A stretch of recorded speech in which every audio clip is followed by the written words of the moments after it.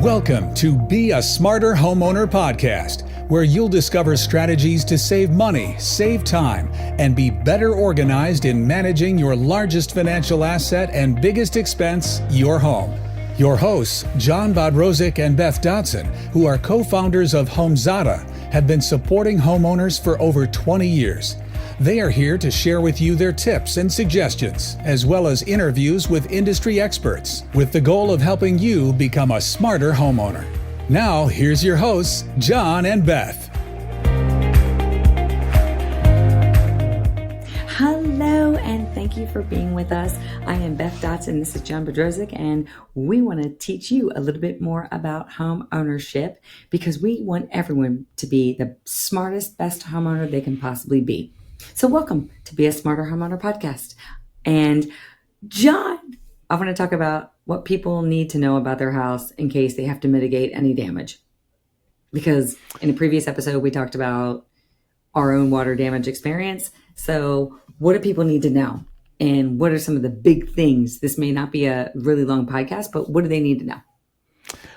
Yeah, great intro, and I'll start with, I think, a high level perspective. Sure. It's when you think about a home, we take for granted as homeowners that the house has electrical power because the light switch just comes on. It's like magic. And then we also, many of our homes have some form of gas, natural gas or propane gas for some of our gas appliances and our equipment. We have water that gets delivered to our house. We have internet and other cable communications that get delivered to our house. And they all get delivered in sort of different ways. There is HVAC and heating units that sort of create hot air and cold air depending on what type of season it is. So most people, when you think about a house, it's just like, okay, I'm cooking, I'm cleaning, I'm entertaining, and all these rooms and all this other stuff. And you take for granted all of these, what I call utilities that are servicing your house. Those utilities create massive conveniences for our lives in America, right? Because we get to cool our house, we get to heat our house, we get to wash our clothes, we get to do all these other things. However, all of those conveniences of water, electrical, gas, air can also be a source of damage to our homes. Correct. And we forget about the damage potential that could contribute to those homes. So our big tip and theme for this podcast is, how do I protect my home from those things damaging my home in either a proactive way or in a reactive way where you have time to necessarily react because something is actually happening and you're trying to minimize damage, meaning damage is already started, but you can take steps to minimize the damage. And then there's just the proactive of knowing how all these things work is the huge part of the, what I call, learning process that every homeowner should take, especially as we buy a brand new home. The home may be 10 years old, 5 years old. Knowing how all these systems work before any damage happens will give you a huge head start in terms of protecting your home from these utilities that make our life convenient, but can be a cause of damage to the house. So I hear what you're saying. Our homes are like these beautiful, magical entities that bring us all this goodness and keep us safe and warm and cozy and all these things. But behind the walls and in the attics and in the basements and outside, we don't know all the parts and pieces sometimes. Correct. And Correct. They can hurt us or cause more problems if we are not prepared. So yes. You want me to start? Yeah, I do. I want you to tell us which ones that I think we need to know, because I'm going to tell everyone how I documented it. I'll start with water. Mm-hmm.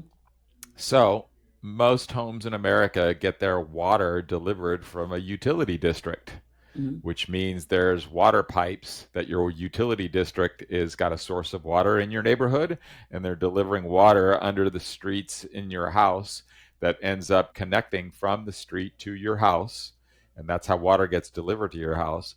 However, in that pipe that goes from the street to your house, before that water enters into your house or somewhere, there's a main valve that turns the water on and off to your entire house. So imagine you've got let's just say an average 2,500 square foot home, 4 bedrooms, 4 bath, 2 stories, whatever. Your water's coming into your house, somewhere in your house, on the outside of your house or in the inside of your house, right? A lot of people with basements, it might be on the inside of your house in the basement. People who don't have basements, it may be on the outside of your house. There is a main water shutoff that will shut the entire house off from water, and it will disconnect it from the city or utility that's delivering the water. Now, we're all used to not even ignoring that because we all turn the water on and off at the actual end fixture. We flush the toilet, we turn on the washing machine, we turn on the shower, and magic happens, right? We get water hot and cold, and we have this great convenience. Most homeowners don't know where their main water shutoff valve is. Correct.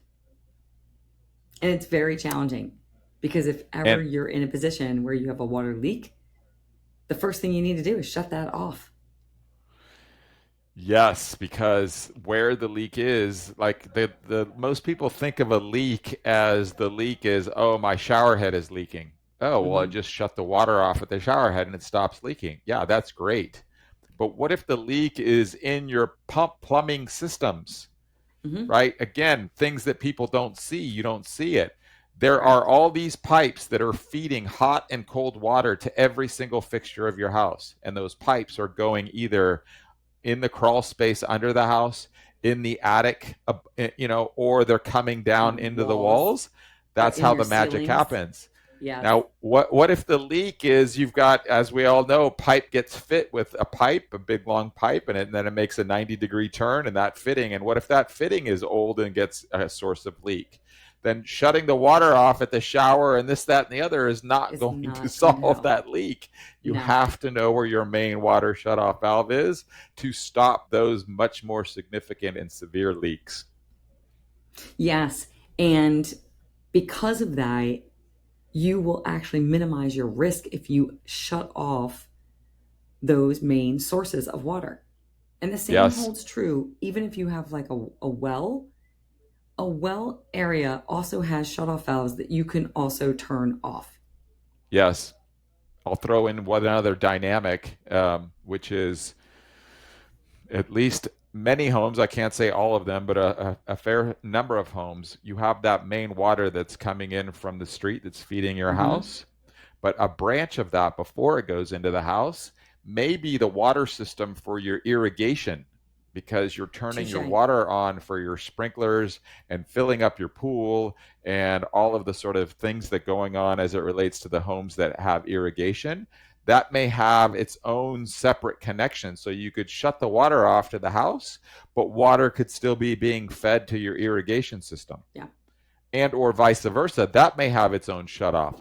Why is that important? Especially if you live in, areas with wildfires and this, that, and the other, right?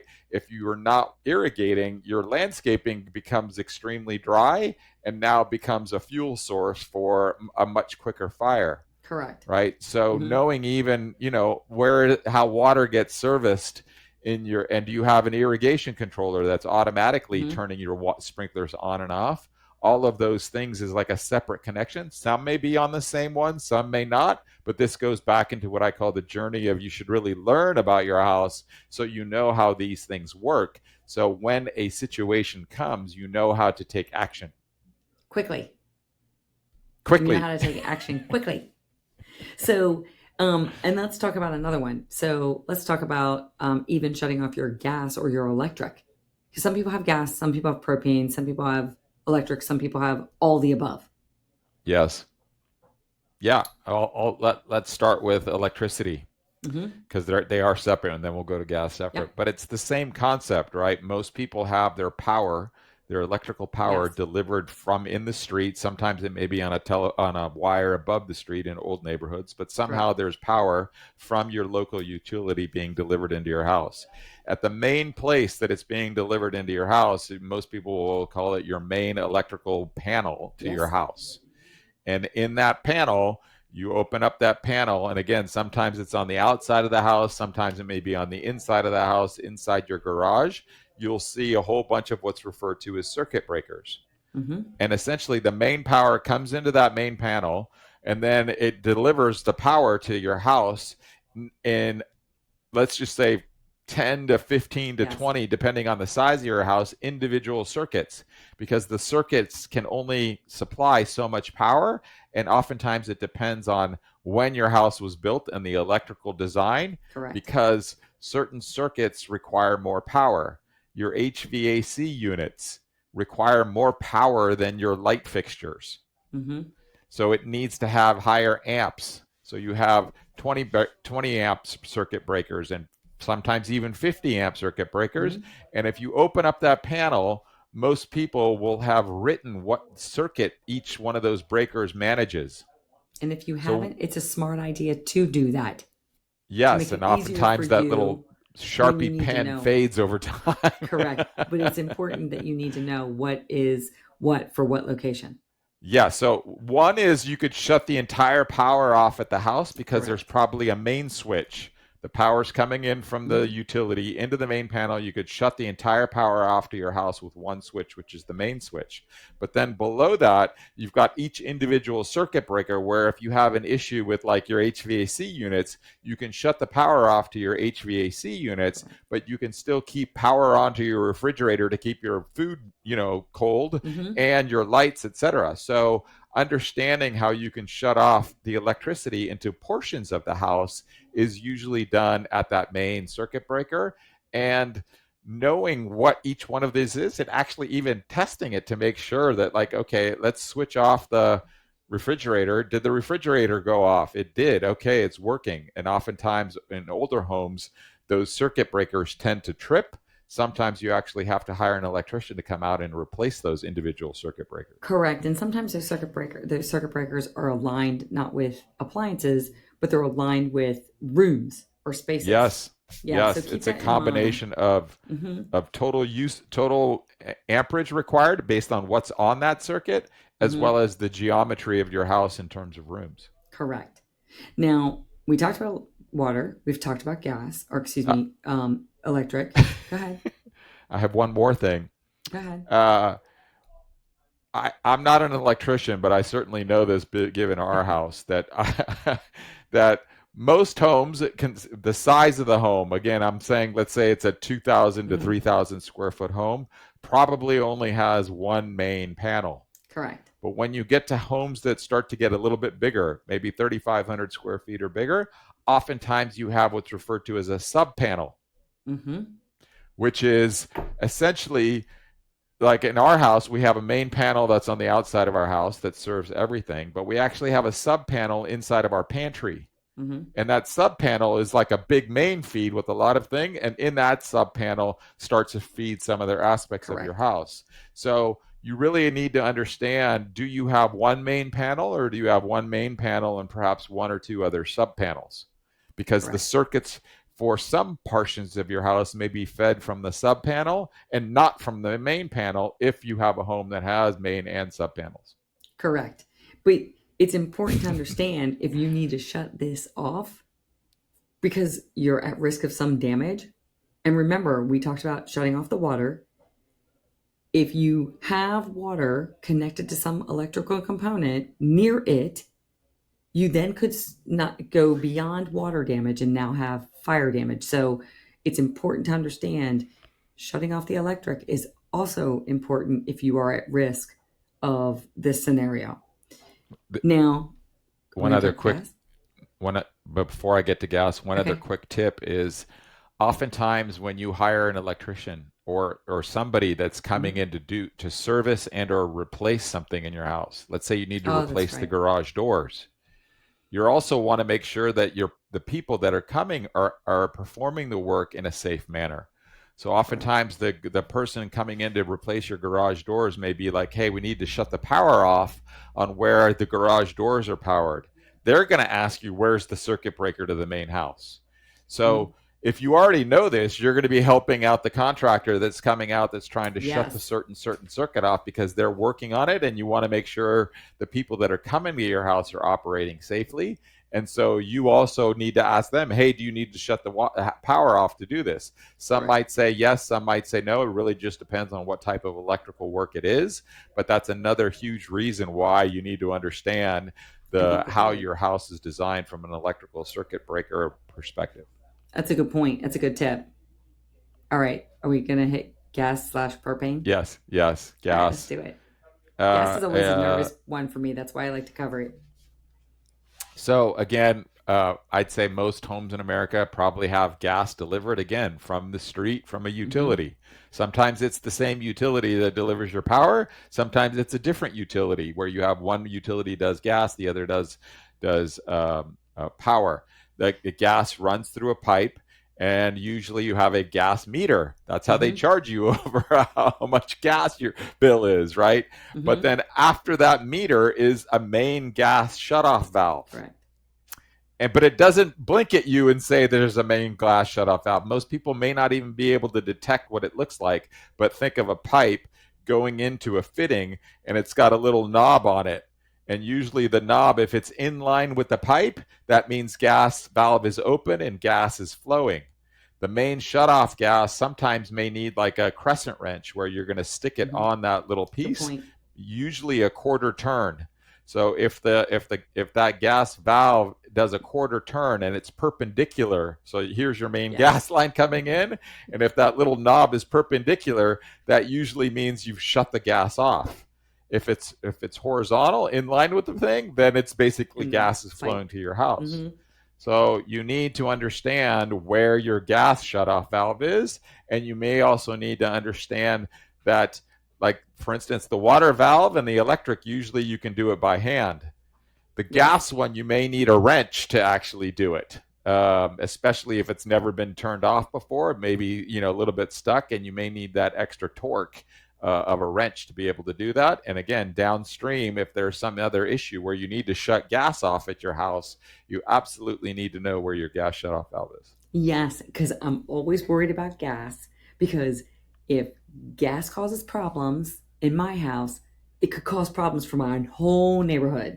Once again, I'm sitting here concerned about my neighbors, and I don't want to be the cause of problems everywhere. And one of the things that I like to do in understanding all this, because John knew where all these shutoff valves were, but I didn't originally. And so when we designed Homezada, like I have certain chores that I think are boy chores and certain chores that I think are girl chores. I do, even though I didn't grow up like that. Chores are chores. But when there's a dead critter somewhere, I'm not dealing with it. That's a boy chore. But in this case, I was like, I wanted to make sure John knew. Well, he knew where everything was. However, what if John were out of town or something were to happen? I need to know where this is, and he's trying to explain to me on the phone or what have you. That wouldn't have worked. So what I chose to do is I said, I need you to show me where the water shutoff valve is, and I'm going to record it, and I need you to talk me through on the recording how you're shutting it off and what you're doing. And so he, at first begrudgingly, but then realized how important it was, started doing the videos, and I stored all of them in Homezada at each section. Water shutoff valve. I did landscaping lights, landscaping irrigation. I did the gas shutoff. I did the electric shutoff. I mean, I did everything. And I had videos of him talking me through with his hand, shutting everything off. And I now have them stored in Homezada in each section. And it helps me feel confident if I ever need to shut them off myself, because I have access to the information in a system that I can find, provided he's not around. So it was important for me to do this. Not everyone needs to do this. Many spouses can walk around together and learn all this. But because it's not a regular thing that I do, I wanted to make sure that I understood it, and also that I didn't break something and go the opposite way and cause more problems. So I had the videos documented and stored in Homezada of how to shut every one of my major utilities off. It's amazing. And it gives me more confidence, which is so cool. Yep, absolutely. And just to continue with the gas, because just a little bit, everything sort of operates in a similar theme, right? There's the main gas shutoff, but now I think it's important for homeowners to understand, if you have gas, and even if it's propane gas where you have a propane tank, it's still the concept, except the big propane company fills your gas up probably 2 or 3 times a year, but it's still fed into your house, and there's probably a main shutoff. but it's determining which equipment and appliances use gas versus use power versus electricity versus use both. Yes. Right? So in our house, for instance, we have gas hot water heaters because we have 2 of them. We also have a gas fireplace. We also have a gas stove. We also have HVAC systems. The furnace in the heating uses gas. Yes. So I think it's important for every homeowner to kind of go through their checklist over all the equipment and appliances in their house, especially if you have both electricity and gas, to know which one is serviced by electricity and which one is serviced by gas. Because just like the theme with the water and electricity, there's usually a gas shutoff valve next to each equipment or appliance that uses it. Correct. So we had a plumber come out and had to replace our plumbing lines or whatever. Our hot water heaters, right? Well, you could shut the gas off at the connection to where your hot water heater is. That allows them to work safely in changing out the hot water heater, but you could still have your gas stove and you're cooking while they're still safely doing that. Same thing, we just cleaned out our gas fireplace. There was a little gas shutoff valve there where we could still be doing other things because downstream, each one of those appliances or equipment has its own individual shutoff valve, and people get confused because they think, okay, well, I shut it off here. You've only shut it off for that unit that's actually using it. Correct. This gets back into the, potential catastrophic situations of you have a wildfire and you're told to evacuate. Maybe you should proactively shut the gas off at your house because if the gas line breaks, your house may survive the actual natural wildfire. Correct. But if some gas line is leaking while there's a wildfire, you've essentially given the wildfire more fuel to burn your house down. And the neighborhood. So maybe on your way out while you're told to evacuate, maybe you shut the gas line off at your main house. And that's, again, 1/4 turn with a crescent wrench and knowing that versus realizing that the individual, I just need somebody to come out and service something. You could do that at that particular unit itself. Correct. And I mean, we're trying to bring you tips that you wouldn't normally think about, but are really important in a situation that may be catastrophic or maybe cause more damage to your house. So how do you minimize that? And these are literally some of the biggest elements that are behind the walls, in the garages, in the attics, in the basements that you don't normally interact with. And so this is all about safety and all about minimizing any damage to both your home and any of your neighbors' homes. Because can you tell I'm on the same pitch? I'm worried about my neighbors. Yes. But yes, and so we've got that. And there's other ways you can minimize damage when you're in scenarios. If you have some sort of water damage like we've talked about before, open windows, call water remediation. They'll come in and start drying everything off. But when it comes to these major components, it's really important to know where those shutoff valves are. And if you are not feeling confident, then record the details so that you have access to it at that time in which you need to think about it. Yep. I have 2 more tips. Okay. Sump pumps. Oh gosh, sump pumps. We've talked about water shutoff of water coming into your house from your main water line. A lot of people live in areas, especially people with basements, where water from rainstorms accumulates around your house. And that water sort of seeps and drains. And the way your house was designed is maybe it's draining in a basement area. Well, what does a sump pump do? It takes the natural rainwater that may be collecting in the low spot in your house. And if that little container starts to fill with water, the sump pump usually operates automatically. It's called a float valve, which means it detects water's there. And usually the sump pump is connected to power. So you have to have power in order for the sump pump to work. But if the power is on, the sump pump comes on, and what is it actually doing? It's pumping water that's collecting in a low point in your house, and it's pumping it in a pipe that goes to the outside of your house, probably out to the street. If your sump pump stops working and you don't know it stopped working, whether there's a faulty, it's an old sump pump, or your sump pump lost power and it's raining, then now all of a sudden, wherever that low point is, you're accumulating more and more rainwater. And it's not necessarily a utility. It's Mother Nature that's delivering water into your house that you're trying to get out. Yes. It's a terrible thing. Our friends just went through this. They had to repair it really quickly, right before a party. Exactly. Always the way it happens, right? And then there's one more that I brought up in another podcast. So I'm going to bring it up again. I just know it's going to mean we're going to hire somebody to come out and do it, which is your entire house is plumbed with sewer lines. Look, I'm writing it down on my notes. Yes.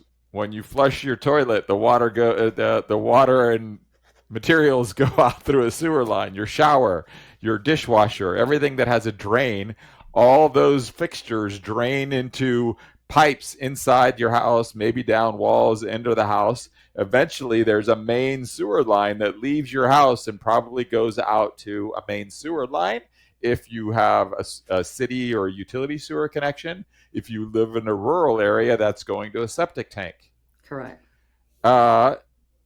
Oftentimes, as homes get older, there's also what they refer to as a main cleanout valve. What is the main cleanout valve is? It's basically, it's usually about that big, and it's a covered area that's somewhere on the outside of your house, usually in a landscaped area, maybe over a lawn. And what it allows a plumber to do is open up that cleanout valve and stick those mechanical snakes in there, where you basically have a mechanized piece of equipment that goes through that sewer line and cleans out any backups that may be stuck inside that sewer line. Because insurance companies actually have separate coverage called sewer backup insurance. I don't recall reading that in my contract, but I'm going to have to reread that. This is learning on the fly with Be a Smarter Homeowner Podcast. Maybe it's the one I wanted to avoid. The one, like I was an avoidance Okay, mode. The benefit, Elizabeth, is we live on a down-sloping lot. Our house is higher than where our sewer is. And as we all know, you want a sewer line that has the downslopes up. But imagine if you lived in a house. Yeah, imagine if you lived in a house where the street was at a higher elevation than your house. Now you have a sewer pump that has to pump the sewage from its low point up to the street. Yeah, that's a way to get stuck. So now you know why. Now you know why I prefer to live in an upsloping house than a downsloping lot. Oh my gosh, this is so funny. Because if only you guys all knew how we pick lots and stuff, it was so funny. And he was adamant about certain lots. We're not having that one. Nope, that's out. Nope, that's out. And I go, do you want me to explain to me why? Nope, later. Nope. But yeah, so you're right. These are big issues, and you want to make sure that you're taking care of this and know about it. Should something happen that could be, I don't want to say catastrophic, because I think that's just so crazy, but could be detrimental to your home, the operation of your home, and could cause significant damage that could be costly. I'll try to be vague, but direct enough to explain what the issue is. What if you had a party with like 20 people? Oh yeah, and somebody came over that you didn't really know very well, and they flushed something down the toilet that they shouldn't have flushed. Yeah. And that became the source of a sewer clog. Correct. Yes. And so you're correct. We want to make sure that that's not done. So are there any other big items that we need to talk about as it relates to this? I think these are the biggest ones. These are the biggest ones, yeah. Yeah, these are the biggest ones.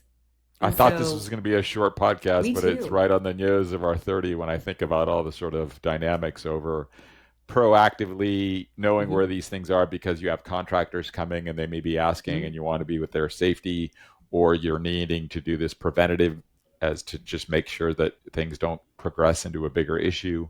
Or if there is an issue, you're stopping the issue from becoming yet even a bigger issue.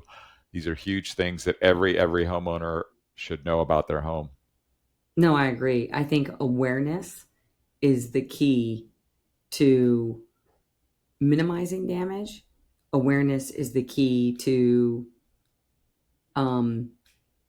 understanding how to turn things off, even if you need to do repairs, do cleaning. For instance, the gas fireplace, the electric garage door openers that you brought in. Just being aware of where everything is makes you a smarter homeowner so that you can communicate to the necessary people that you're working with, whether it's yourself or contractors, and extremely helpful. So thank you for all those tips, and we appreciate it. So I believe we talked about water shutoff, gas shutoff, electric shutoff, sump pump understanding and shutoff, and operation, and then also sewage lines. Sewer cleanouts. Sewer cleanouts. You're not really shutting it off. You just need to know where you need to preventatively clean it out. Okay.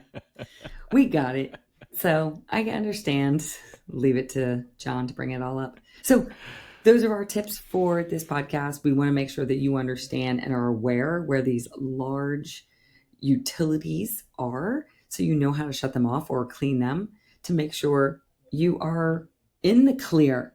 You don't have to have as much damage, or you can protect your home and others around you from incurring any more damage. So if you think this is valuable to someone else, please, by all means, share it with everyone else. And we want to thank you so much for joining us on Be a Smarter Homeowner Podcast. And we look forward to seeing you at the next one. Have a great day. Thank you for listening to the Be a Smarter Homeowner Podcast. Visit beasmarterhomeowner.com to sign up for our newsletter and find out more about software to help you save time, save money, and manage your home.